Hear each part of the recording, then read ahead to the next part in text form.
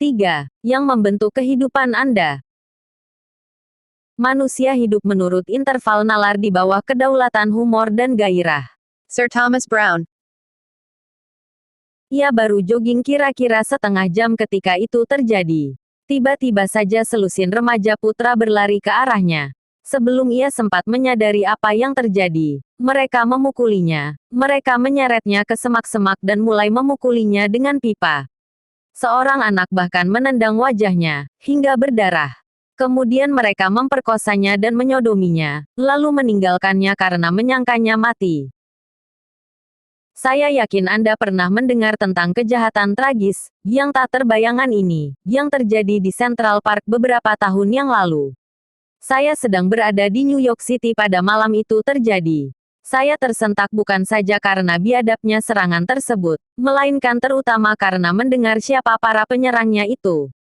Mereka masih remaja, berusia 14 hingga 17 tahun. Bertentangan dengan dugaan semula, mereka tidak miskin dan juga bukan berasal dari keluarga berantakan. Mereka adalah remaja putra dari sekolah-sekolah swasta, para pemain liga kecil, anak-anak yang belajar alat musik tuba. Mereka tidak dipengaruhi oleh obat-obatan, dan penyerangan mereka bukan bermotif rasial. Mereka menyerang dan hampir saja membunuh wanita berusia 28 tahun itu hanya karena satu alasan, sekadar kesenangan. Mereka bahkan mempunyai istilah untuk apa yang mereka rencanakan itu. Mereka menyebutnya, berbuat liar. Tidak lebih dari 250 mil, 400 kilometer, dari sana, di ibu kota Amerika berada. Sebuah pesawat jet jatuh ketika lepas landas dari National Airport dalam badai salju yang membutakan. Pesawat ini menabrak jembatan Potomac ketika lalu lintas sangat padat. Ketika lalu lintas terhenti, segeralah dikerahkan upaya penyelamatan ke tempat kejadian, dan jembatan tersebut menjadi mimpi buruk kekacauan dan kepanikan. Para petugas pemadam kebakaran dan para medis kewalahan karena kehancurannya, dan berulang-ulang menyelam ke dalam Potomac untuk mencoba menyelamatkan para korban. Seorang pria berulang-ulang memberikan alat penyelamat kepada yang lain. Ia menyelamatkan banyak nyawa, tetapi tidak berhasil menyelamatkan nyawanya sendiri.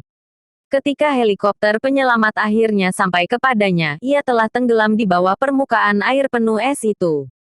Pria ini mengorbankan nyawanya, demi menyelamatkan orang-orang yang sama sekali tidak dikenalnya itu. Apakah yang mendorongnya, sehingga demikian mengutamakan nyawa orang lain, orang-orang yang bahkan tidak dikenalnya, sampai-sampai rela mengorbankan nyawanya sendiri dalam prosesnya? Apakah yang menjadikan seseorang berlatar belakang baik berperilaku demikian biadab dan tanpa penyesalan, sementara yang lain mengorbankan nyawanya sendiri demi menyelamatkan orang-orang yang sama sekali tidak dikenalnya? Apakah yang menciptakan pahlawan, orang yang hina, penjahat, penderma? Apakah yang menentukan perbedaan dalam tindakan-tindakan manusia? Seumur hidup saya telah bersemangat mencari jawaban terhadap pertanyaan-pertanyaan ini. Suatu hal yang sudah jelas bagi saya, manusia bukanlah makhluk acak, segala yang kita lakukan, pasti ada alasannya. Mungkin kita sendiri tidak menyadari alasannya, tapi jelas ada suatu daya pendorong tunggal di balik segala perilaku manusia. Daya ini mempengaruhi segala aspek kehidupan kita, mulai dari hubungan-hubungan kita, hingga keuangan kita, hingga tubuh kita, dan otak kita. Apakah daya yang mengendalikan Anda bahkan sekarang ini, dan akan terus mengendalikan Anda seumur hidup Anda? Kepedihan dan kenikmatan. Segala yang kita lakukan, entah kita melakukan karena kebutuhan kita untuk menghindarkan kepedihan atau hasrat kita untuk mendapatkan kenikmatan. Demikian sering saya mendengar orang membicarakan soal perubahan-perubahan yang ingin mereka adakan dalam kehidupan mereka. Akan tetapi, mereka tidak kunjung menindaklanjutinya. Mereka merasa frustrasi, kewalahan, bahkan marah terhadap diri sendiri karena mereka tahu mereka perlu mengambil tindakan, tetapi tidak berhasil mendorong diri untuk melaksanakannya. Ada satu alasan mendasar, mereka terus berusaha mengubah perilakunya, yang adalah efeknya, dan bukannya membereskan penyebab yang melatar belakanginya. Memahami dan memanfaatkan daya-daya kepedihan dan kenikmatan akan memungkinkan Anda sekali untuk selamanya menciptakan perubahan-perubahan dan perbaikan-perbaikan yang langgeng, yang Anda inginkan bagi diri sendiri dan mereka yang Anda pedulikan. Tidak memahami daya ini membuat Anda hidup reaktif, seperti hewan atau mesin. Mungkin ini terdengar seperti terlalu menyederhanakan, tetapi renungkanlah. Mengapakah tidak Anda lakukan hal-hal yang Anda tahu seharusnya Anda lakukan? Apakah menunda-nunda itu? Itu adalah ketika Anda tahu Anda seharusnya mengerjakan sesuatu, tetapi tetap tidak mengerjakannya. Mengapa tidak? Jawabannya sederhana saja. Pada tingkatan tertentu, Anda menganggap bahwa mengambil tindakan sekarang ini akan lebih menyakitkan daripada menundanya. Akan tetapi, pernahkah Anda menunda sesuatu demikian lamanya, lalu tiba-tiba merasakan tekanan untuk mengerjakannya, menuntaskannya? Apa yang terjadi? Anda mengubah apa yang Anda kaitkan dengan kepedihan dan kenikmatan itu. Tiba-tiba saja, tidak mengambil tindakan menjadi lebih menyakitkan daripada menundanya. Ini umum dialami warga Amerika sekitar tanggal 14 April. Seseorang yang menderita sebelum ia perlu menderita, menderita lebih daripada yang seharusnya. Senheka. Apakah yang menghalangi Anda untuk mendekati pria atau wanita impian Anda itu? Apakah yang menghalangi Anda untuk memulakan bisnis baru yang sudah bertahun-tahun Anda rencanakan itu? Mengapa Anda terus saja menunda melakukan diet? Mengapa makalah Anda tidak juga Anda selesaikan? Mengapa Anda belum juga mengendalikan portofolio investasi keuangan Anda? Apakah yang menghalangi Anda untuk melakukan apapun yang perlu Anda lakukan, untuk menjadikan kehidupan Anda seperti yang Anda bayangkan? Walaupun Anda tahu bahwa semua tindakan itu akan menguntungkan Anda, bahwa tentunya tindakan-tindakan tersebut dapat memberikan kenikmatan bagi kehidupan Anda tidak juga bertindak karena saat itu, Anda mengaitkan kepedihan lebih besar dengan mengerjakan apa yang perlu dikerjakan, daripada melewatkan kesempatan tersebut. Bagaimana seandainya Anda mendekati orang tersebut, lalu Anda ditolak? Bagaimana seandainya Anda mencoba berbisnis lalu gagal, dan kehilangan jaminan yang Anda punyai dalam jabatan yang sekarang? Bagaimana seandainya Anda mulai melakukan diet dan kelaparan, sementara pada akhirnya berat badan Anda naik kembali? Bagaimana seandainya Anda berinvestasi dan rugi? Untuk apa dicoba? Bagi kebanyakan orang, takut rugi itu jauh lebih besar daripada hasrat untung.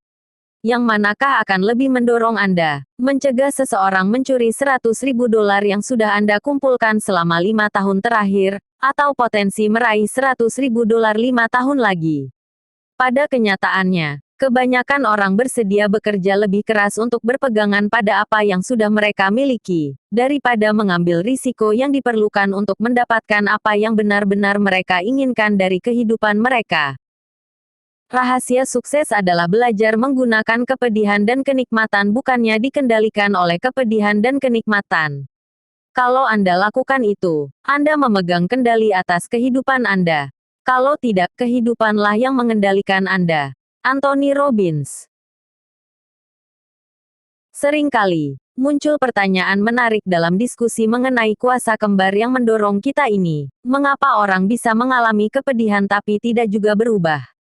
Mereka belum cukup mengalami kepedihan. Mereka belum membentur apa yang saya sebut ambang batas emosional. Kalau Anda pernah menjalin hubungan yang merusak dan akhirnya mengambil keputusan untuk menggunakan kuasa pribadi Anda, mengambil tindakan dan mengubah kehidupan Anda, itu mungkin adalah karena Anda telah membentur tingkatan kepedihan yang tidak mau lagi Anda toleransi. Kita semua pernah mengalami saat-saat dalam kehidupan kita ketika kita mengatakan, "Cukup sudah, tidak mau lagi, ini harus berubah sekarang juga." Inilah momen ajaib ketika kepedihan menjadi sahabat kita. Kepedihan mendorong kita untuk mengambil tindakan baru, dan menghasilkan hasil-hasil baru. Kita bahkan menjadi lebih terdorong lagi untuk bertindak kalau di momen yang sama kita mulai mengharapkan bagaimana perubahan itu juga akan menciptakan banyak kenikmatan bagi kehidupan kita. Proses ini tentunya tidak terbatas hanya dalam hubungan. Mungkin Anda telah mengalami ambang batas dengan kondisi fisik Anda. Akhirnya Anda muak karena tidak lagi dapat duduk di tempat duduk di dalam pesawat. Pakaian Anda tidak lagi cukup, dan naik tangga menjadi sangat sulit bagi Anda. Akhirnya Anda mengatakan, cukup sudah, dan mengambil keputusan. Apakah yang memotivasi keputusan tersebut? Hasrat untuk menyingkirkan kepedihan dari kehidupan Anda, dan kembali meraih kenikmatan. Kenikmatan karena bangga, kenikmatan karena nyaman. Kenikmatan karena harga diri, kenikmatan karena hidup seperti yang Anda rencanakan. Tentu, kepedihan dan kenikmatan itu banyak tingkatannya. Misalnya, merasa terhina adalah bentuk kepedihan emosional yang agak berat. Merasa tidak leluasa juga adalah kepedihan. Demikian juga dengan bosan. Jelaslah ada yang lebih ringan, tetapi tetap berpengaruh dalam pengambilan keputusan. Demikian pula lah halnya, kenikmatan juga berjenjang. Sebagian besar kehidupan kita datang dari pengharapan kita, bahwa tindakan-tindakan kita akan menuntun pada masa depan yang lebih menawan, bahwa karya hari ini akan layak diupayakan, bahwa imbalan berupa kenikmatan sudah dekat. Akan tetapi, kenikmatan juga banyak tingkatannya. Misalnya, kenikmatan ekstasi, walaupun oleh banyak orang dianggap sangat tinggi, terkadang mungkin saja dikalahkan oleh kenikmatan karena nyaman. Semuanya tergantung pada perspektif individu yang bersangkutan. Misalnya, katakanlah Anda sedang istirahat makan siang, dan Anda melewati sebuah taman di mana sedang diperdengarkan simfoni Beethoven, akankah Anda mampir mendengarkan? Tergantung, pertama-tama pada makna yang Anda hubungkan dengan musik klasik itu. Ada orang yang akan menghentikan apapun, demi mendengarkan alunan erotika simfoni. Bagi mereka, Beethoven sama dengan kenikmatan murni. Akan tetapi, bagi yang lain, mendengarkan musik klasik manapun sama saja seperti menantikan keringnya cat. Menanggung musik tersebut sama saja dengan menanggung kepedihan. Dan oleh karenanya mereka buru-buru melewati taman tersebut dan kembali bekerja. Akan tetapi, orang yang menyukai musik klasik pun tidak akan memutuskan untuk mampir mendengarkan. Mungkin kepedihan yang mereka persepsikan akibat terlambat kembali masuk kerja mengalahkan kenikmatan yang bisa mereka dapatkan dari mendengarkan alunan melodi yang mereka sukai itu. Atau mungkin mereka menganggap bahwa mampir dan menikmati musik di tengah hari bolong itu sama saja dengan membuang waktu yang berharga, dan kepedihan melakukan sesuatu yang main-main dan tidak pantas itu lebih besar daripada kenikmatan yang mungkin mereka dapatkan dari mendengarkan musik tersebut. Setiap harinya dalam kehidupan kita dipenuhi dengan negosiasi psikis seperti itu. Kita terus saja menimbang rencana tindakan kita sendiri dan dampaknya terhadap kita. Pelajaran kehidupan terpenting. Donald Trump dan Ibu Teresa sama-sama tergerak oleh daya yang sama. Saya dapat mendengar Anda memprotes, yang benar saja. Jelas mereka berbeda. Benar bahwa nilai-nilai mereka bertolak belakang. Tapi mereka sama-sama didorong oleh kepedihan dan kenikmatan. Kehidupan mereka dibentuk oleh apa yang memberi mereka kenikmatan dan apa yang memberi mereka kepedihan, menurut pengalaman mereka. Pelajaran terpenting yang dapat kita petik dalam kehidupan ini adalah apa yang menciptakan kepedihan bagi kita dan apa yang menciptakan kenikmatan. Pelajaran ini berbeda bagi masing-masing orang dan oleh karenanya, berbeda pula lah perilaku kita. Apakah yang mendorong Donald Trump seumur hidupnya? Ia telah belajar mendapatkan kenikmatan dari memiliki kapal pesiar yang terbesar dan termahal, mengakuisisi gedung-gedung yang paling mewah, mengadakan transaksi-transaksi yang paling menguntungkan, singkatnya, mengakumulasikan mainan terbesar dan terbaik. Dengan apakah ia telah belajar mengkaitkan kepedihan? Dalam suatu wawancara, ia telah mengungkapkan bahwa kepedihannya yang paling hakiki dalam kehidupan ini adalah menjadi yang kedua dalam hal apapun. Ia menyamakannya dengan kegagalan. Bahkan, dorongan terbesarnya untuk mencapai itu berasal dari dorongannya untuk menghindarkan kepedihan ini. Kepedihan ini jauh lebih kuat memotivasinya daripada hasratnya untuk mendapatkan kenikmatan. Banyak pesaing mensyukuri kepedihan yang Trump alami akibat kejatuhan sebagian besar kerajaan ekonominya itu. Daripada menghakiminya atau siapapun juga, termasuk diri Anda sendiri, mungkin akan lebih berharga kalau Anda memahami apa yang mendorongnya, dan berbelas kasih terhadap kepedihannya itu. Sebaliknya, pandanglah Ibu Teresa, inilah wanita yang demikian pedulinya. Sehingga ketika ia melihat orang lain dalam kepedihan, ia juga menderita, melihat ketidakadilan sistem kasta melukainya. Ia menemukan bahwa ketika ia mengambil tindakan untuk menolong orang-orang itu, kepedihan mereka hilang, demikian pula kepedihannya. Bagi Ibu Teresa, makna hidup yang paling hakiki dapat ditemukan di salah satu bagian paling miskin di Kalkuta, City of Joy, yang hampir meledak dengan jutaan pengungsi yang sakit dan kelaparan. Baginya, kenikmatan mungkin berarti melewati lumpur, comberan dan kotoran setinggi lutut, untuk mencapai sebuah gubuk jorok dan melayani balita serta anak-anak di dalamnya, sementara tubuh mereka yang mungil dihabisi kolera dan disentri. Ia sangat terdorong oleh sensasi bahwa menolong sesama keluar dari kesengsaraan mereka juga membantu menghilangkan kepedihannya, bahwa dalam menolong mereka mengalami kehidupan dengan cara yang lebih baik, memberi mereka kenikmatan, ia pun akan mengalami kenikmatan. Ia belajar bahwa mempertaruhkan nyawa demi sesama itulah kebaikan tertinggi. Itu memberinya rasa bahwa kehidupannya sungguh-sungguh bermakna. Sementara mungkin sulit bagi kebanyakan orang untuk menyamakan kerendahan hati tertinggi Ibu Teresa itu dengan materialismenya Donald Trump. Penting diingat bahwa kedua individu ini membentuk takdir mereka menurut apa yang mereka kaitkan kepedihan dan kenikmatan itu. Tentunya latar belakang dan lingkungan mereka berperan dalam pilihan-pilihan mereka, tetapi pada akhirnya mereka sendirilah yang mengambil keputusan-keputusan sadar tentang apa yang layak mereka dapatkan, imbalan atau hukuman. Dengan apa Anda mengaitkan kepedihan dan kenikmatan itu membentuk takdir Anda? Suatu keputusan yang telah menghasilkan perbedaan luar biasa dalam kualitas kehidupan saya adalah bahwa sejak usia dini, saya sudah mulai mengaitkan kenikmatan luar biasa dengan pembelajaran. Saya sadar bahwa menemukan ide-ide dan strategi-strategi yang bisa membantu saya membentuk perilaku manusia dan emosi manusia itu, katakanlah, bisa memberi saya segala yang saya inginkan dalam kehidupan saya. Itu bisa mengeluarkan saya dari kepedihan ke dalam kenikmatan.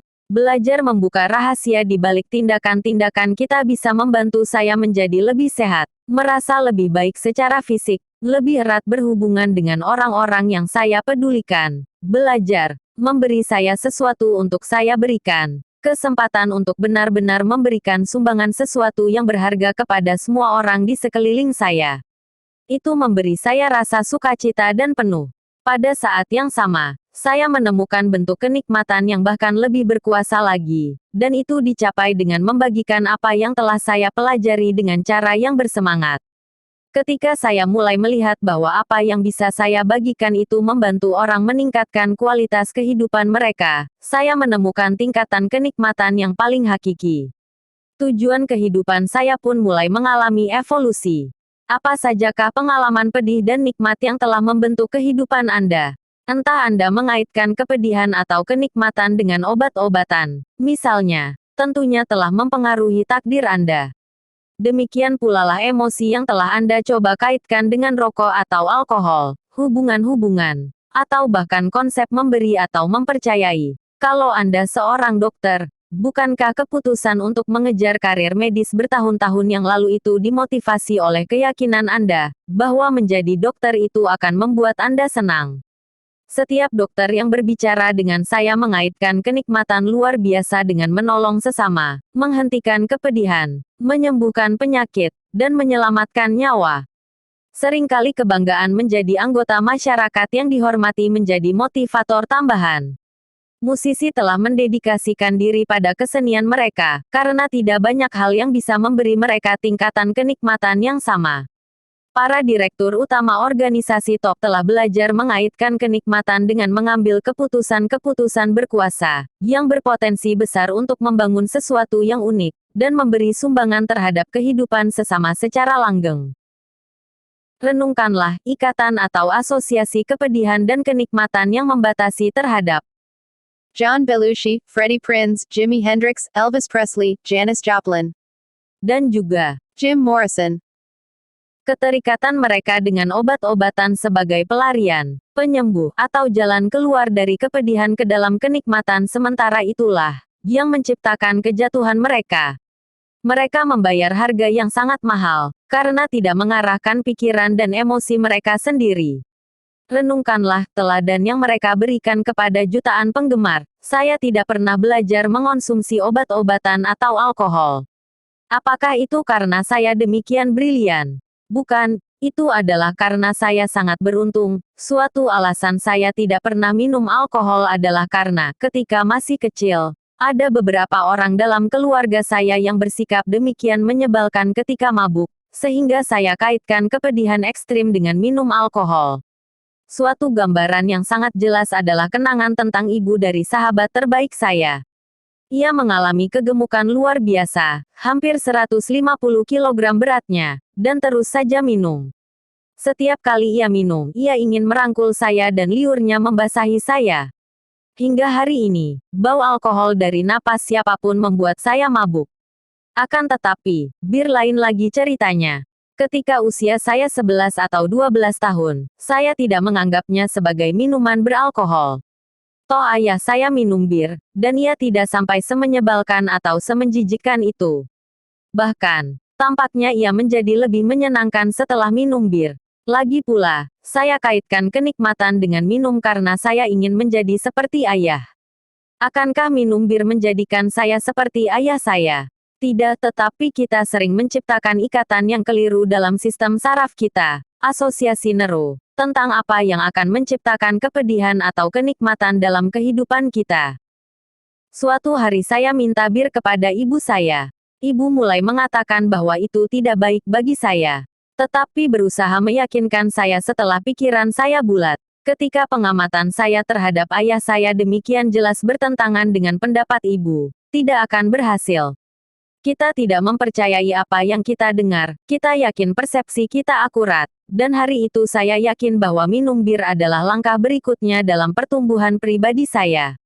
Akhirnya ibu saya sadar, bahwa saya mungkin akan pergi minum bir di tempat lain seandainya ia tidak memberi saya pengalaman yang takkan saya lupakan itu. Pada tingkatan tertentu, pasti ibu tahu bahwa ia harus mengubah apa yang saya kaitkan dengan bir itu. Maka ibu mengatakan, baiklah, kamu mau minum bir dan menjadi seperti ayahmu.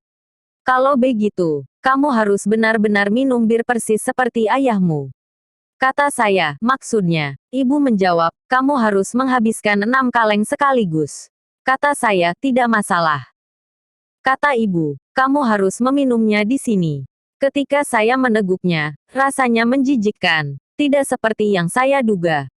Tentu, saya tidak mau mengakuinya ketika itu, karena harga diri saya yang menjadi taruhannya. Maka saya teguk lagi. Setelah menghabiskan 3 kaleng, saya berkata, sekarang sudah kenyang, Bu. Kata ibu, tidak bisa, ayo minum lagi, sambil membukanya. Setelah kaleng ketiga atau keempat, perut saya mulai mual. Saya yakin Anda bisa menerka apa yang terjadi setelah itu. Saya muntah mengotori diri sendiri dan meja dapur itu.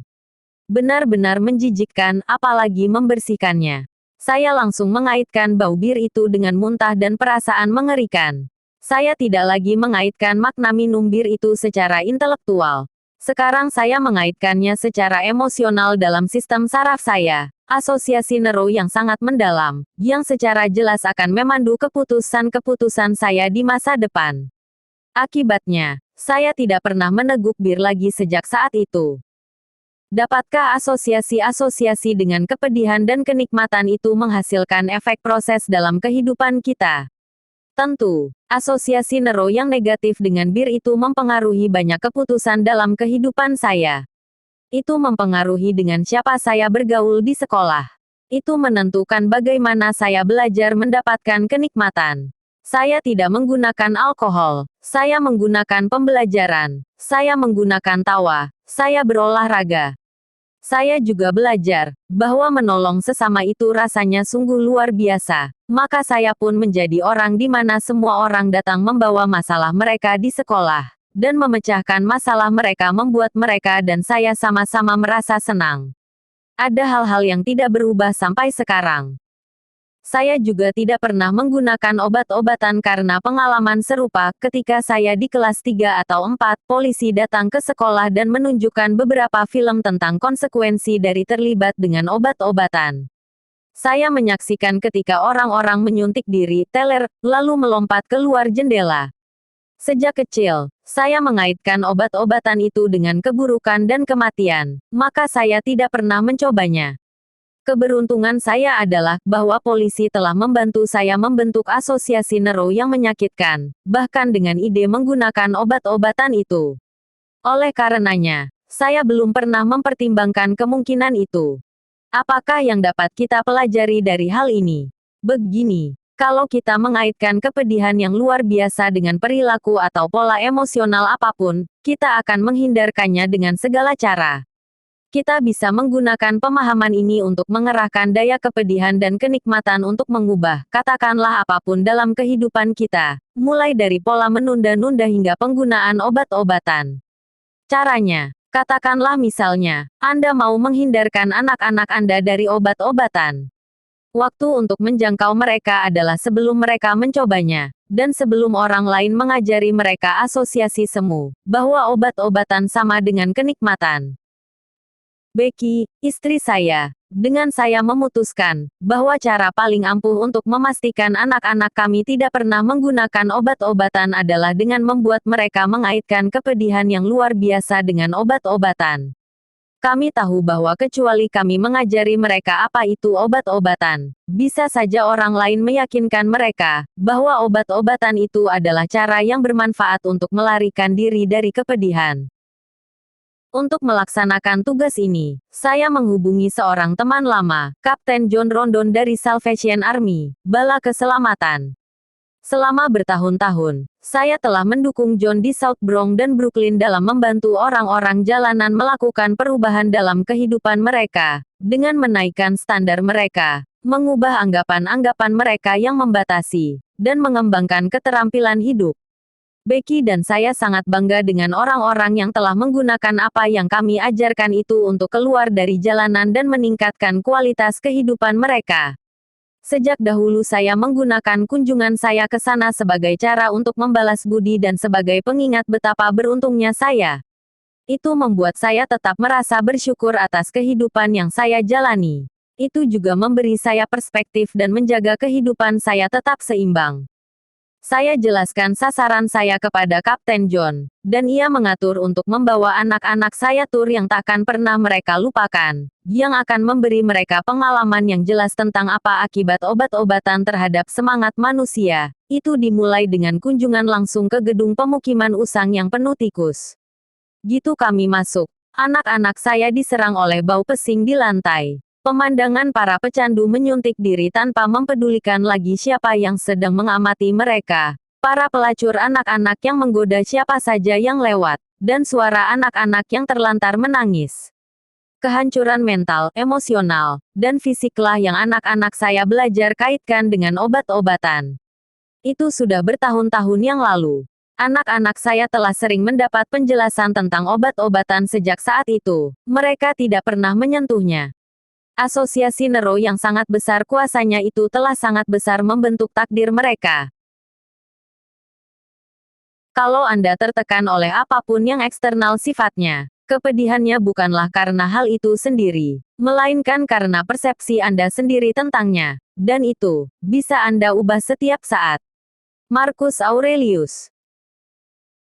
Kita adalah satu-satunya makhluk di planet ini yang menjalani kehidupan internal yang demikian kaya, sehingga bukan lagi kejadian yang menjadi masalah bagi kita, melainkan bagaimana kita menafsirkan kejadian-kejadian tersebutlah yang akan menentukan bagaimana kita berpikir tentang diri sendiri, dan bagaimana kita akan bersikap di masa depan.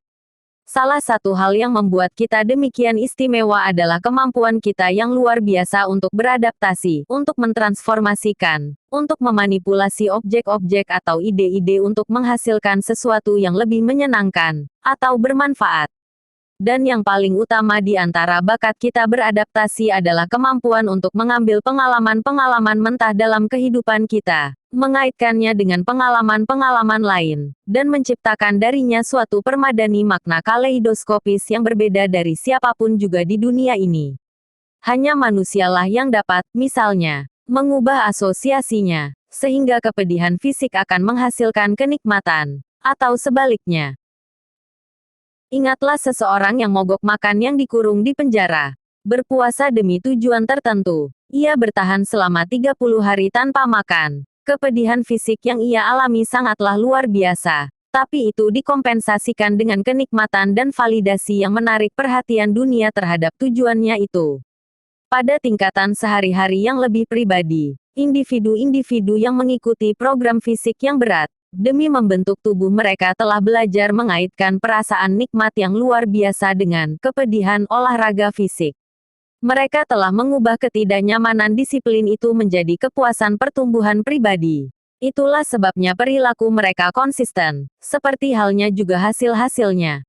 Jadi, melalui kuasa kemauan kita, kita bisa menimbang sesuatu seperti kepedihan fisik akibat kelaparan dengan kepedihan psikis akibat melupakan idealisme kita. Kita bisa menciptakan makna yang lebih tinggi. Kita bisa keluar dari kotak Skinnerian. Jadi, melalui kuasa kemauan kita, kita bisa menimbang sesuatu seperti kepedihan fisik akibat kelaparan dengan kepedihan psikis akibat melupakan idealisme kita. Kita bisa menciptakan makna yang lebih tinggi. Kita bisa keluar dari kotak Skinnerian dan mengambil kendali. Tetapi kalau kita tidak mengarahkan asosiasi-asosiasi kita sendiri dengan kepedihan dan kenikmatan, kita hidup tidak lebih baik daripada hewan atau mesin. Terus reaktif terhadap lingkungan kita, membiarkan apapun yang muncul berikutnya, itu menentukan arah dan kualitas kehidupan kita. Kita kembali masuk kotak, seolah-olah kita ini komputer publik, dengan akses mudah bagi banyak pemrogram amatir. Perilaku kita, baik yang sadar maupun di bawah sadar, telah diatur oleh kepedihan dan kenikmatan dari demikian banyak sumber. Teman-teman sebaya masa kecil, orang tua, guru, pelatih, pahlawan, sosok jagoan, film dan televisi, dan lain sebagainya. Anda mungkin tahu mungkin tidak kapan tepatnya pemrograman dan pengkondisian itu terjadi. Mungkin itu sesuatu yang diucapkan seseorang, kejadian di sekolah, acara olahraga yang meraih penghargaan, peristiwa yang memalukan, nilai rapor yang seluruhnya A, atau mungkin nilai-nilai yang gagal. Semua itu memberikan kontribusi terhadap siapa Anda hari ini. Sungguh tidak berlebihan kalau saya tekankan, bahwa dengan apa Anda kaitkan kepedihan dan kenikmatan itulah yang akan membentuk takdir Anda.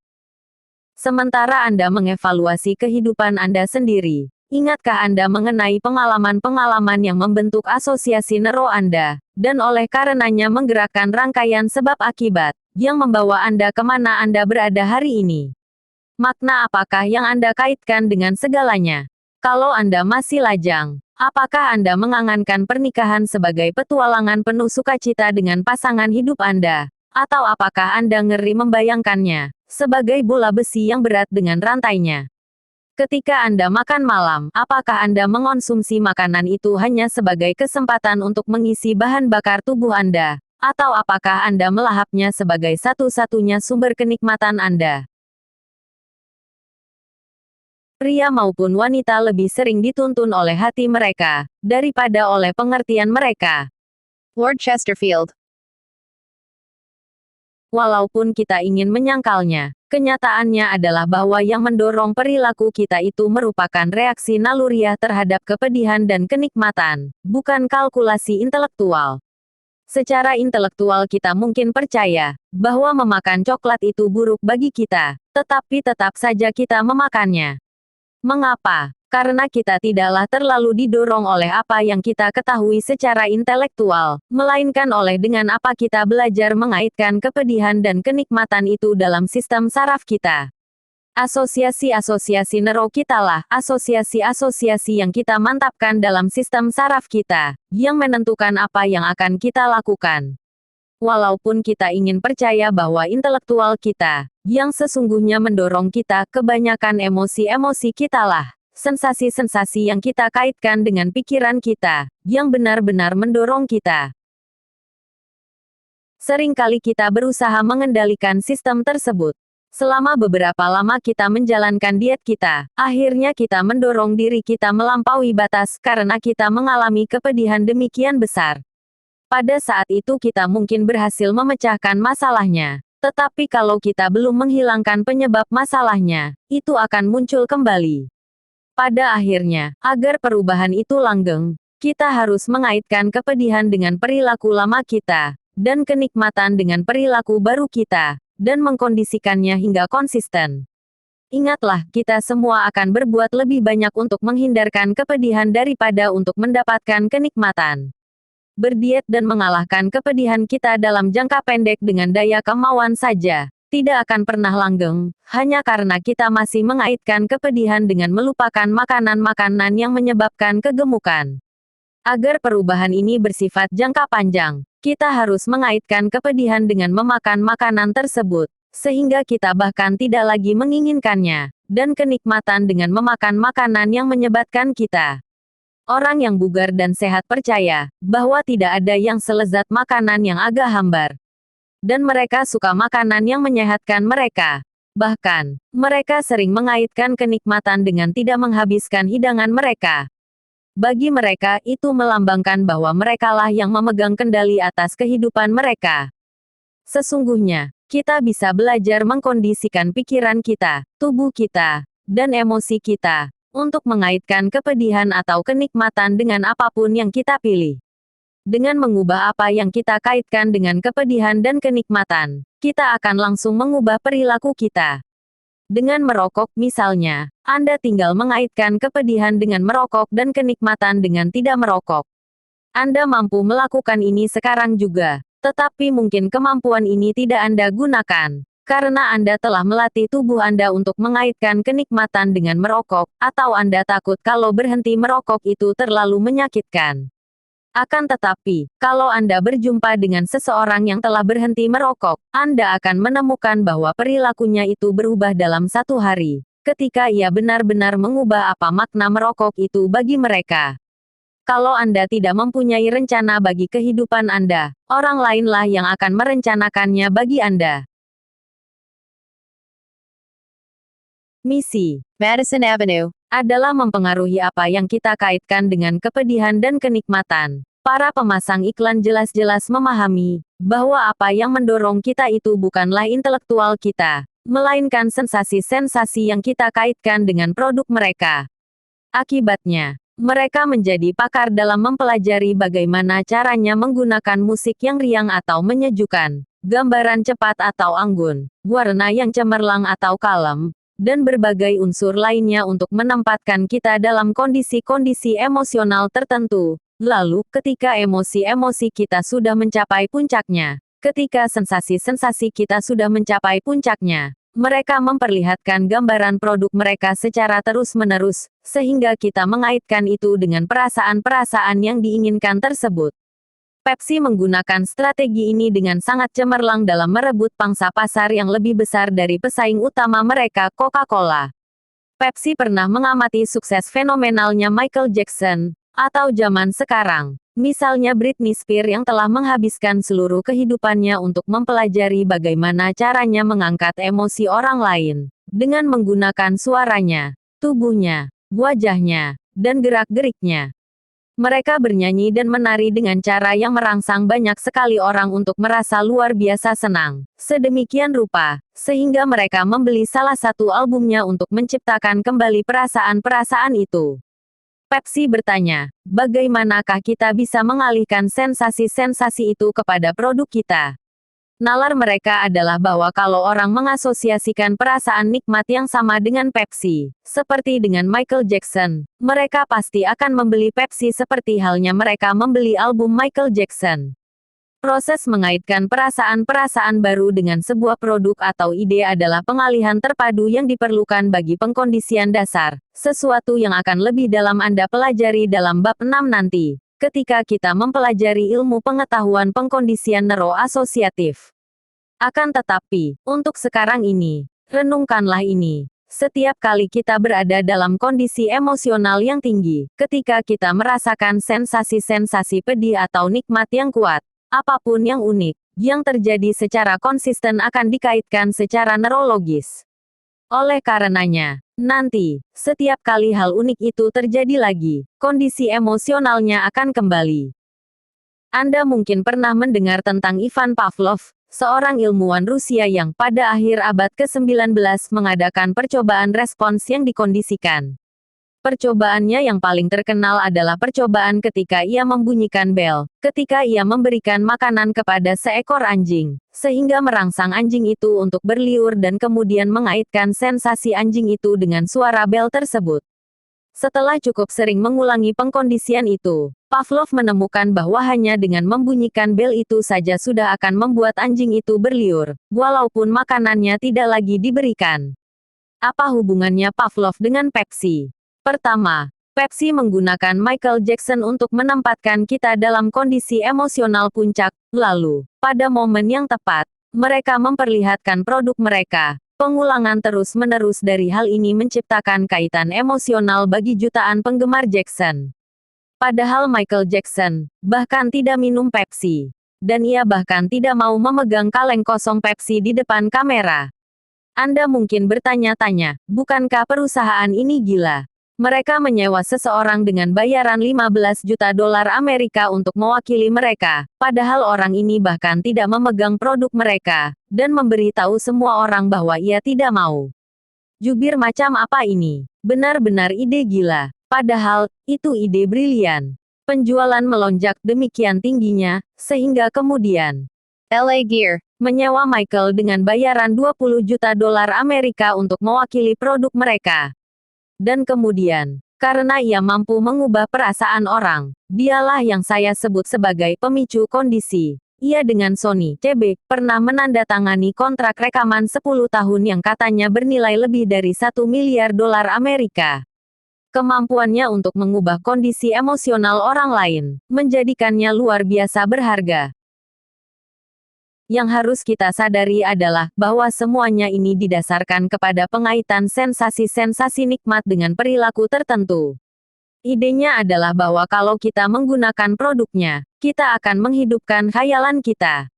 Para pemasang iklan telah mengajari kita semua bahwa kalau Anda mengendarai BMW, Anda adalah orang yang luar biasa dengan selera yang luar biasa. Kalau Anda mengendarai Hyundai, Anda cerdas dan hemat.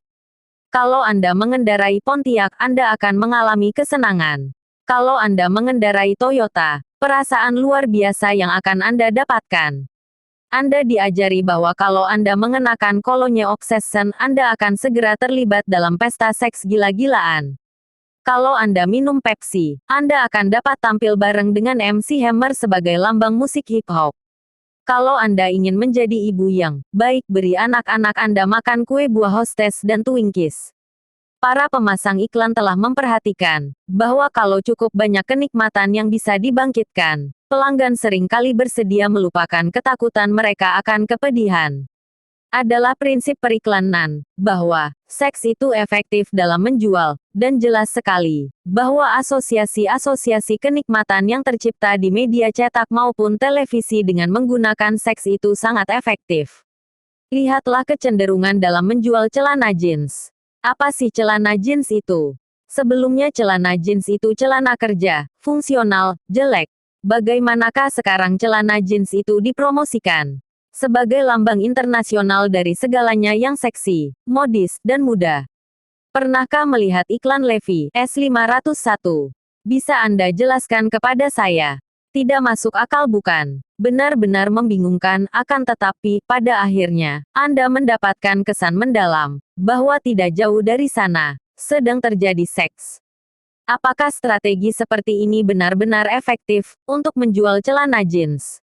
Jelas. Levi adalah pembuat celana jeans nomor 1 di Amerika sekarang ini. Apakah kuasa pengkondisian untuk membentuk asosiasi-asosiasi kita itu terbatas hanya pada produk-produk seperti minuman ringan, mobil, dan celana jeans? Tentu tidak. Misalkan saja kismis. Tahukah Anda bahwa pada 1986, California Raisin Advisory Board memperkirakan panen besar, tetapi mereka mulai panik. Tahun demi tahun, mereka telah melihat penjualan merosot 1% setiap tahunnya. Dalam keputusasaan mereka berpaling kepada agen periklanan mereka, dan menanyakan apa yang bisa mereka lakukan. Solusinya sederhana. Mereka perlu mengubah perasaan orang tentang kismis. Bagi kebanyakan orang, kismis itu dianggap cengeng, kesepian, dan membosankan. Menurut Robert Finney, mantan direktur Dewan Kismis itu, Tugasnya jelas pompakan dosis sehat daya tarik emosional ke dalam kismis itu. Kaitkan sensasi-sensasi yang orang inginkan. Keriput dan kering bukanlah sensasi-sensasi yang dikaitkan oleh kebanyakan orang yang memiliki perasaan yang positif tentang kehidupan mereka. Para petani kismis terus berpikir, dengan apa kita bisa mengasosiasikan kismis itu, yang akan membuat orang benar-benar ingin membelinya. Ketika itu, sebuah lagu hit Motown sedang menikmati popularitas nasional. I heard it through the grapevine. Para petani kismis berpikir, bagaimana kalau kita bisa mengambil sensasi-sensasi ini, yang membuat demikian banyak orang senang, dan mengaitkannya dengan kismis, untuk menjadikan kismis itu demikian menyenangkan tampaknya. Mereka mempekerjakan animator yang inovatif bernama Will Vinton, yang kemudian menciptakan kira-kira 30 patung kismis dari tanah liat, masing-masing dengan kepribadian yang berbeda-beda, untuk menari mengikuti lagu Motown tersebut. Saat itulah California Raisins terlahir, kampanye iklan mereka yang pertama menciptakan sensasi instan dan berhasil mengaitkan sensasi-sensasi yang diharapkan para petani kismis tersebut. Sementara orang menyaksikan tarian kismis tersebut, mereka mengaitkan perasaan gembira, humor, dan nikmat yang kuat dengan buah yang sebelumnya membosankan itu. Kismis itu telah ditemukan ulang sebagai inti dari begitu menariknya California, dan pesan yang tak terucapkan dari setiap iklan tersebut adalah bahwa seandainya Anda memakannya, Anda pun akan terbuai. Hasilnya, industri kismis selamat dari kemerosotan penjualan, dan bertumbuh 20% setiap tahunnya. Para petani kismis berhasil mengubah asosiasi orang, bukannya mengaitkan kebosanan dengan buah ini. Para konsumen telah belajar mengaitkan sensasi riang gembira. Tentu, penggunaan periklanan sebagai bentuk pengkondisian tidaklah terbatas pada produk fisik semata. Untungnya sekaligus sayangnya, kita terus saja menyaksikan televisi dan radio digunakan sebagai alat untuk mengubah apa yang kita asosiasikan dengan para calon politikus.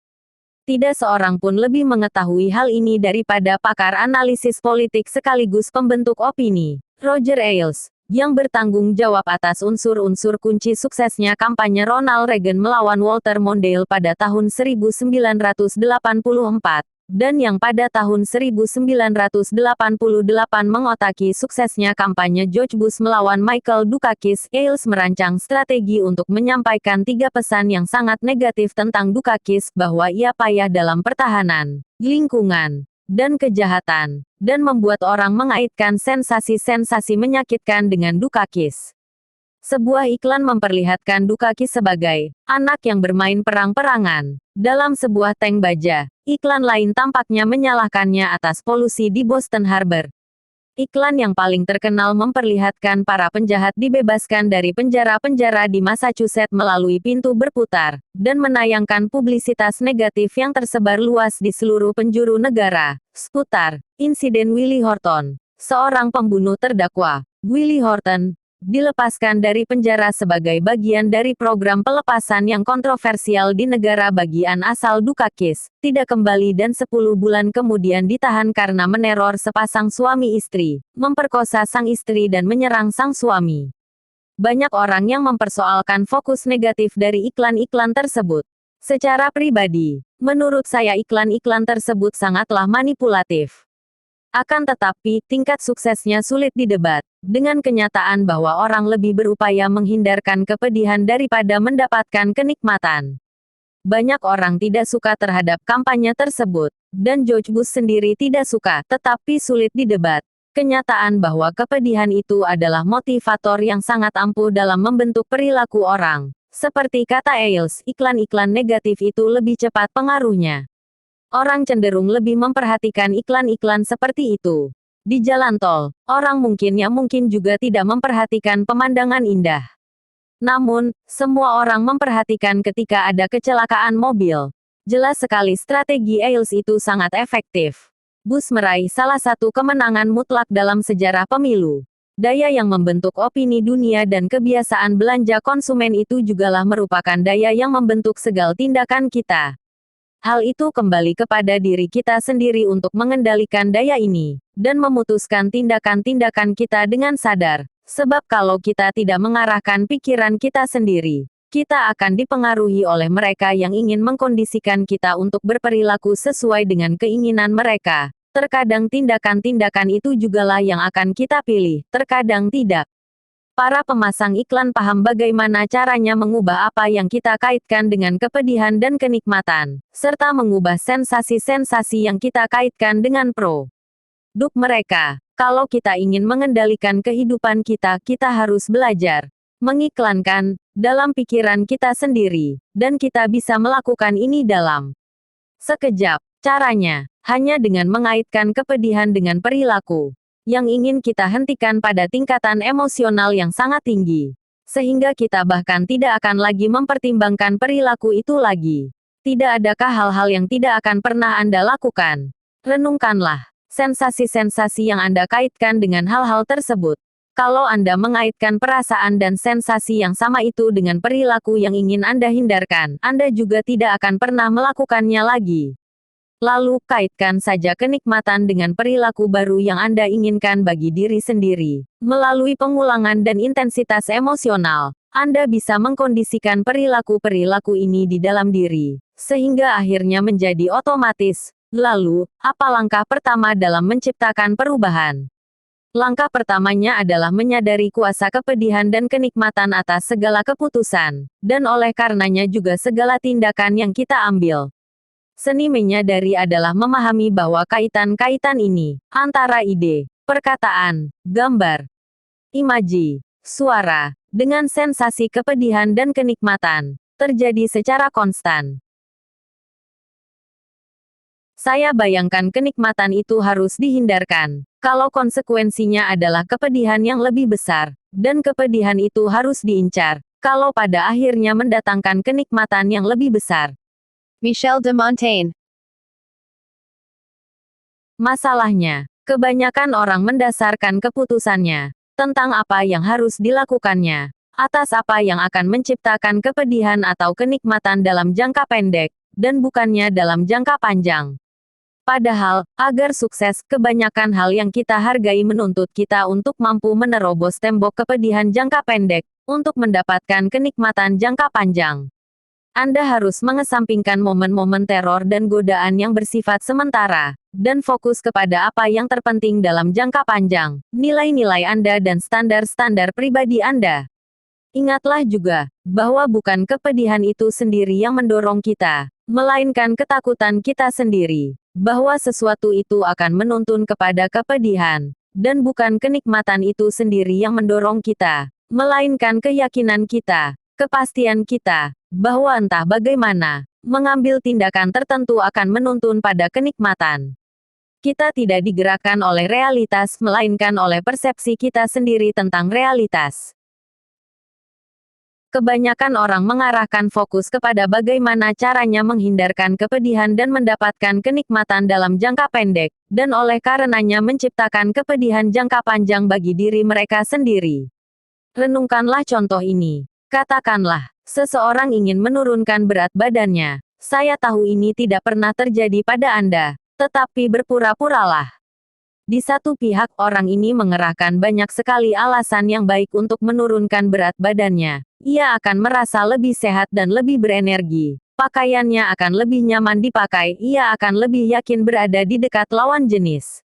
Namun di lain pihak, ada sama banyaknya alasan untuk menghindarkan penurunan berat badannya itu. Ia harus berdiet, ia akan terus merasa kelaparan, ia harus menyangkal keinginannya memakan makanan yang menyebabkan kegemukan. Lagi pula, mengapa tidak ditunda hingga setelah liburan saja?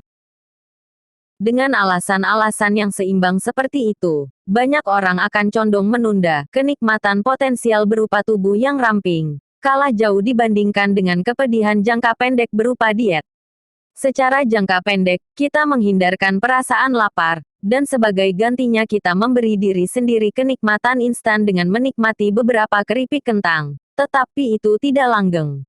Dalam jangka panjang, kita merasa semakin parah dengan diri sendiri. Belum lagi bahwa hal itu membuat kesehatan kita merosot. Ingatlah, apapun yang Anda inginkan, yang berharga, menuntut Anda untuk menerobos kepedihan jangka pendek tertentu, untuk mendapatkan kenikmatan jangka panjang. Kalau Anda menginginkan tubuh yang hebat, Anda harus membentuknya, yang menuntut Anda untuk menerobos kepedihan jangka pendek. Begitu Anda sudah cukup sering melakukannya, berolahraga menjadi nikmat. Berdiet pun demikian. Disiplin apapun menuntut kita untuk menerobos kepedihan. Disiplin dalam bisnis, hubungan, keyakinan diri, kebugaran, dan keuangan. Bagaimanakah Anda menerobos ketidaknyamanan itu dan Anda menciptakan momentum untuk benar-benar mencapai tujuan Anda? Mulailah dengan mengambil keputusan untuk mengatasinya. Kita selalu bisa memutuskan untuk mengatasi kepedihan saat itu, dan lebih baik lagi menindaklanjuti dengan mengkondisikan diri sendiri, yang akan kita bahas nanti dalam bab 6. Contoh utama tentang bagaimana fokus jangka pendek ini bisa membuat kita semua jatuh, seperti di Niagara, tercermin dalam krisis tabungan dan pinjaman yang pernah terjadi, mungkin kekeliruan keuangan tunggal terbesar dalam sejarah pemerintahan Amerika. Perkiraan ketika itu menunjukkan bahwa para pembayar pajak bisa mengalami kerugian 500 miliar dolar Amerika, tetapi kebanyakan warga Amerika ketika itu tidak tahu apa penyebabnya. Masalah ini tentunya merupakan sumber kepedihan, setidaknya kepedihan ekonomi, bagi setiap pria, wanita, dan anak-anak di Amerika, mungkin untuk beberapa generasi berikutnya. Dalam percakapan saya dengan L. William Siteman, pimpinan tertinggi Resolution Trust Corporation, dan Federal Deposit Insurance Corporation, ketika itu, ia mengatakan, kita adalah satu-satunya bangsa yang cukup kaya untuk bertahan menanggung kekeliruan sebesar itu. Apakah yang menyebabkan kekacauan keuangan itu? Inilah contoh klasik dari berusaha menghilangkan kepedihan dengan memecahkan masalahnya sekaligus memupuk penyebabnya. Semuanya dimulai dengan tantangan tabungan dan pinjaman, yang terjadi pada akhir tahun 70-an dan awal tahun 80-an. Perbankan dan lembaga S&L, simpan pinjam, telah membangun bisnis mereka terutama di pasar perusahaan dan konsumen.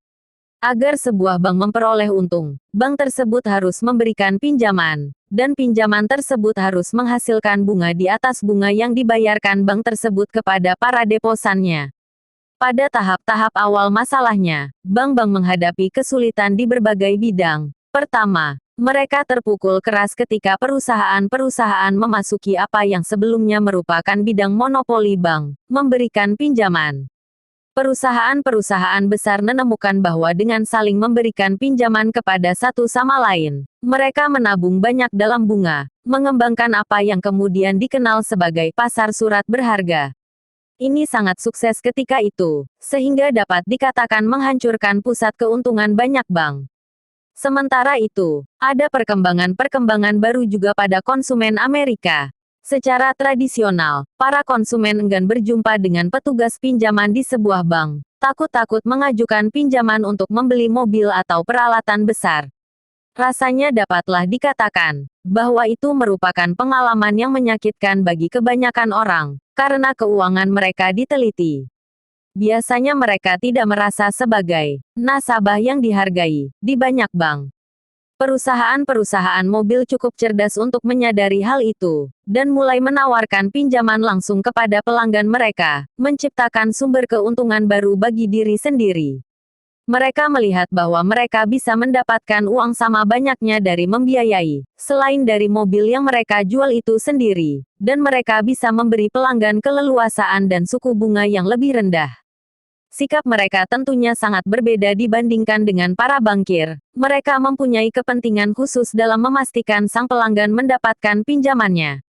Segeralah pelanggan lebih memilih pembiayaan langsung dibandingkan dengan metode tradisional, menghargai keleluasaan, fleksibilitas, dan biaya yang lebih murah.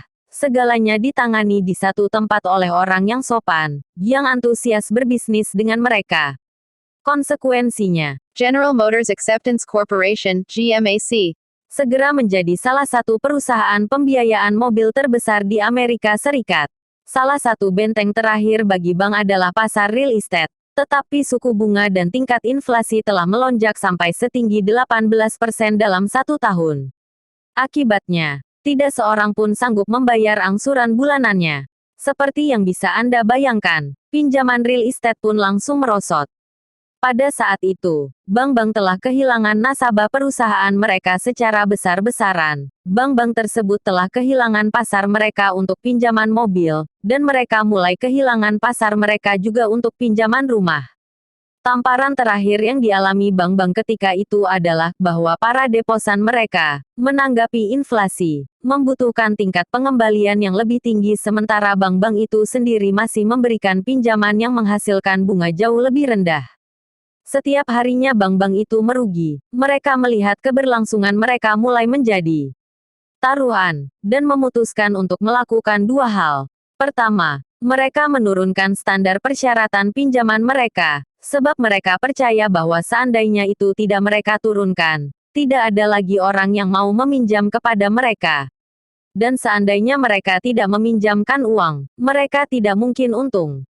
Hal itu jelas membawa kepedihan. Akan tetapi, seandainya mereka bisa memberikan pinjaman kepada orang yang membayarnya kembali, itu akan mendatangkan kenikmatan. Juga, risikonya kecil. Seandainya mereka memberikan pinjaman dan sang nasabah tidak memenuhi kewajibannya, maka para pembayar pajak, yaitu termasuk kita juga, akan menebus mereka itu. Jadi, setelah dipertimbangkan masak-masak, sedikit sekali ketakutan mereka akan kepedihan, dan besar sekali insentif mereka untuk menjadikan modal mereka, modal kita.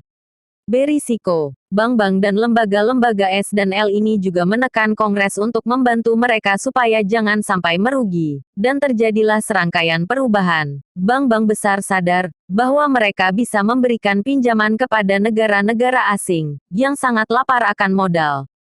Para pemberi pinjaman sadar bahwa sambil sarapan mereka bisa menjanjikan 50 juta dolar Amerika kepada sebuah negara.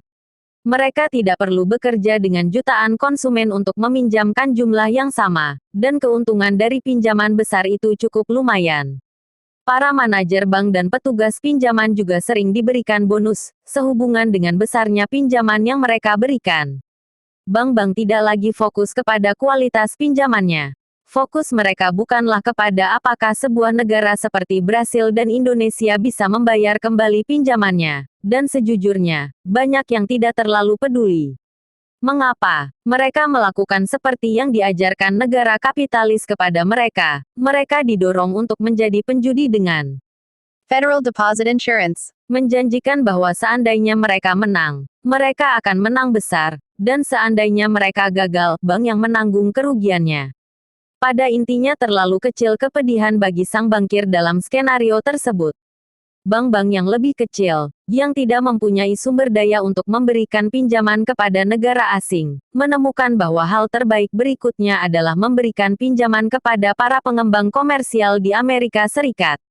Mereka pun menurunkan standar mereka, sehingga para pengembang bisa meminjam tanpa uang muka, seperti yang secara tradisional diwajibkan sebesar 20%. Bagaimana respons para pengembang? Ya, tidak ada yang mereka pertaruhkan. Mereka hanya menggunakan uang orang lain. Dan pada saat yang sama Kongres telah membangun insentif pajak yang demikian tinggi bagi pembangunan komersial, sehingga para pengembang itu benar-benar tidak ada ruginya. Mereka tidak lagi harus menganalisis apakah pasarnya tepat, atau apakah gedungnya tepat, lokasi atau besarnya. Satu-satunya kekurangan para pengembang hanyalah bahwa mereka akan mendapatkan penghapusan pajak yang luar biasa. Akibatnya, para pengembang membangun seperti orang gila, mengakibatkan kelebihan pasokan. Ketika pasokan menjadi jauh lebih besar daripada permintaan, pasarnya ambruk. Para pengembang itu kembali kepada para bankir dan mengatakan, "Kami tidak sanggup membayar." Dan para bankir itu pergi kepada para pembayar pajak dan mengatakan, "Kami tidak sanggup membayar." Sayangnya, kita yang membayar pajak tidak tahu lagi harus kemana. Yang lebih parah lagi, orang telah menyaksikan pelecehan terjadi di Amerika dan asumsinya menjadi bahwa siapapun yang kaya itu pasti telah memanfaatkan orang lain. Ini menciptakan sikap negatif terhadap banyak pebisnis, yang seringkali adalah justru orang-orang yang menyediakan lapangan kerja, yang memungkinkan impian warga Amerika berkembang. Keseluruhan kekacauan ini menggambarkan kurangnya pemahaman kita akan dinamika kepedihan dan kenikmatan, serta tidak bijaksananya upaya menaklukkan masalah-masalah jangka panjang dengan solusi-solusi jangka pendek. Kepedihan dan kenikmatan juga menjadi sutradara di belakang layar dari drama global. Selama bertahun-tahun Amerika sempat berlomba persenjataan dengan Uni Soviet, Rusia. Kedua bangsa ini terus saja membangun lebih banyak persenjataan sebagai ancaman paling serius. Kalau Anda mencoba melukai kami, kami akan membalas lebih keras lagi. Dan perlombaan ini terus meningkat. Sampai-sampai Amerika sempat membelanjakan $15.000 per detiknya untuk persenjataan. Apakah yang membuat Gorbachev tiba-tiba memutuskan untuk menegosiasikan kembali pengurangan persenjataannya? Jawabannya adalah kepedihan. Ia mulai mengasosiasikan kepedihan luar biasa dengan ide mencoba berlomba dengan persenjataan Amerika. Secara keuangan, hal itu tidak mungkin, ia bahkan tidak sanggup memberi makan rakyatnya. Ketika orang tidak bisa makan, mereka lebih mementingkan perut mereka daripada senjata.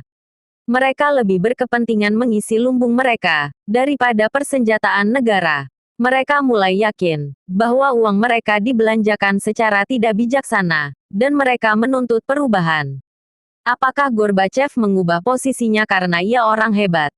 Mungkin, namun, suatu hal yang pasti, ia tidak punya pilihan. Alam telah menempatkan umat manusia di bawah pemerintahan dua tuan yang berdaulat, kepedihan dan kenikmatan. Merekalah yang memerintah kita dalam segala yang kita lakukan. Dalam segala yang kita ucapkan, dalam segala yang kita pikirkan, setiap upaya kita untuk menghindarkan diri dari mereka hanya mempertunjukkan dan menegaskan fakta itu. Jeremy Bentham. Mengapakah orang bertahan dalam hubungan yang tidak memuaskan, tidak bersedia mencari solusi atau mengakhirinya? Itu adalah karena mereka tahu bahwa berubah akan menuntun kepada yang belum mereka kenal. Dan kebanyakan orang menganggap bahwa yang belum dikenal itu akan jauh lebih menyakitkan daripada apa yang sudah mereka alami.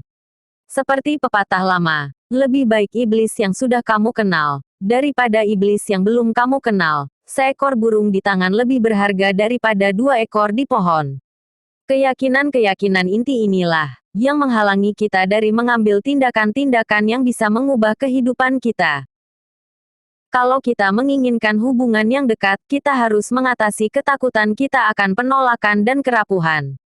Kalau kita berencana berbisnis, kita harus bersedia mengatasi ketakutan kita kehilangan jaminan untuk menjadikannya terlaksana. Sebenarnya, kebanyakan hal yang berharga dalam kehidupan kita menuntut kita untuk melawan pengkondisian dasar sistem saraf kita. Kita harus mengelola ketakutan kita dengan mengalahkan respon-respon yang dikondisikan itu dan, kebanyakan, kita harus mengubah ketakutan kita menjadi kuasa. Seringkali, ketakutan yang kita biarkan mengendalikan kita, tidak pernah menjadi nyata. Adalah mungkin, mengaitkan kepedihan misalnya dengan naik pesawat, padahal tidak ada alasan logis untuk fobia itu. Mereka memberikan respon kepada pengalaman yang menyakitkan pada masa silam, atau bahkan masa depan yang mereka bayangkan sendiri. Mungkin mereka pernah mendengar dalam surat kabar tentang kecelakaan pesawat, dan sekarang mereka tidak mau naik pesawat. Mereka membiarkan ketakutan tersebut mengendalikan mereka. Kita harus memastikan bahwa kita hidup di masa sekarang dan memberikan respon terhadap segalanya yang nyata, bukan terhadap ketakutan kita tentang apa yang pernah terjadi, atau apa yang mungkin terjadi suatu saat nanti. Kunci yang perlu diingat adalah, supaya kita tidak menjauhkan kepedihan yang nyata, jauhkanlah apa yang kita anggap akan menuntun kepada kepedihan. Marilah kita membuat beberapa perubahan sekarang juga. Pertama, tuliskanlah 4 tindakan yang perlu Anda ambil, yang selama ini Anda tunda-tunda. Mungkin Anda perlu menurunkan berat badan Anda, mungkin Anda perlu berhenti merokok. Mungkin Anda perlu berkomunikasi dengan seseorang yang bertengkar dengan Anda, atau mempererat kembali hubungan dengan seseorang yang penting bagi Anda. Kedua, di bawah setiap tindakan tersebut, tuliskanlah jawaban terhadap pertanyaan-pertanyaan berikut, mengapakah aku belum juga mengambil tindakan? Sebelumnya, kepedihan apakah yang kuhubungkan dengan pengambilan tindakan ini? Menjawab pertanyaan-pertanyaan ini akan membantu Anda untuk memahami bahwa apa yang telah menghambat Anda itu adalah Anda telah mengasosiasikan kepedihan yang lebih besar dengan mengambil tindakan tersebut daripada tidak mengambilnya. Jujurlah dengan diri sendiri. Kalau Anda berpikir, tidak ada kepedihan yang kuasosiasikan dengan itu, berpikirlah lebih keras. Mungkin kepedihannya sederhana saja, mungkin itu adalah kepedihan karena meluangkan waktu dari jadwal yang sibuk. Ketiga, tuliskanlah segala kenikmatan yang selama ini Anda dapatkan dengan bersenang-senang dalam pola negatif tersebut. Misalnya, kalau Anda berpikir seharusnya Anda menurunkan berat badan Anda, mengapakah Anda terus saja memakan kue-kue coklat dan keripik dengan soda pop? Memang benar, Anda menghindarkan kepedihan akibat keinginan yang tidak terpenuhi, tetapi sekaligus juga memakannya. Itu membuat Anda senang. Itu memberi Anda kenikmatan. Kenikmatan instan. Tidak seorang pun mau merelakan perasaan-perasaan itu. Untuk mengadakan perubahan yang langgeng, kita perlu menemukan cara baru untuk mendapatkan kenikmatan yang sama, tanpa konsekuensi negatif. Mengidentifikasikan kenikmatan yang selama ini Anda dapatkan akan membantu Anda mengetahui apa target Anda. Keempat, tuliskanlah apa akibatnya kalau Anda tidak berubah sekarang. Bagaimanakah jadinya kalau Anda tidak menghentikan memakan demikian banyak gula dan lemak? Kalau Anda tidak berhenti merokok? Kalau Anda tidak menelepon? Kalau Anda tidak secara konsisten berolahraga setiap hari? Jujurlah dengan diri sendiri. Apakah akibatnya bagi Anda 2, 3, 4, atau 5 tahun lagi? Apakah akibat emosionalnya bagi Anda? Apakah akibatnya bagi citra diri Anda? Apakah akibatnya bagi energi fisik Anda? Apakah akibatnya bagi harga diri Anda? Apakah akibatnya bagi keuangan Anda? Apakah akibatnya bagi hubungan-hubungan Anda dengan orang yang paling Anda pedulikan? Bagaimanakah perasaan Anda karenanya? Janganlah sekadar mengatakan, itu akan menghabiskan uang saya, atau, saya akan menjadi gemuk. Itu tidak cukup. Harus Anda ingat, bahwa apa yang mendorong kita adalah emosi kita. Jadi, asosiasikanlah dan gunakanlah kepedihan sebagai sahabat Anda, yang dapat mendorong Anda ke tingkatan sukses yang baru. Langkah terakhirnya adalah menuliskan segala kenikmatan yang akan Anda dapatkan dengan mengambil setiap tindakan tersebut sekarang juga. Buatlah daftar besar yang akan mendorong Anda secara emosional, yang akan membuat Anda sungguh-sungguh bersemangat. Aku akan merasa benar-benar memegang kendali atas kehidupanku, mengetahui bahwa aku sendirilah yang bertanggung jawab. Aku akan meraih keyakinan diri yang baru. Aku akan meraih vitalitas dan kesehatan fisik. Aku akan dapat menguatkan semua hubunganku. Aku akan mengembangkan daya kemauan yang lebih besar, yang bisa kugunakan untuk bidang lain dalam kehidupanku. Kehidupanku akan menjadi lebih baik dalam semua bidang itu, sekarang. Juga 2, 3, 4, atau 5 tahun lagi. Dengan mengambil tindakan ini, aku akan menghidupkan impianku. Bayangkanlah, segala dampak positif baik di masa sekarang maupun dalam jangka panjang. Saya mendorong Anda untuk meluangkan waktu sekarang untuk menyelesaikan latihan ini, dan memanfaatkan momentum yang selama ini Anda bangun, ketika Anda membaca buku ini. Carpe Diem. Manfaatkanlah peluang hari ini. Tidak ada waktu yang seperti sekarang ini. Namun, kalau Anda tidak tahan untuk segera melanjutkan ke bab berikutnya, silakan saja. Hanya saja, pastikanlah untuk kembali ke latihan ini nanti, dan demonstrasikanlah kepada diri sendiri, kendali yang Anda punyai atas kuasa kembar kepedihan dan kenikmatan itu. Bab ini telah menunjukkan secara berulang-ulang, bahwa apa yang kita kaitkan dengan kepedihan dan kenikmatan itulah, yang membentuk segala aspek kehidupan kita dan bahwa kita berkuasa untuk mengubah semua asosiasi tersebut dan oleh karenanya juga tindakan-tindakan kita, serta takdir kita. Akan tetapi, untuk itu, harus kita pahami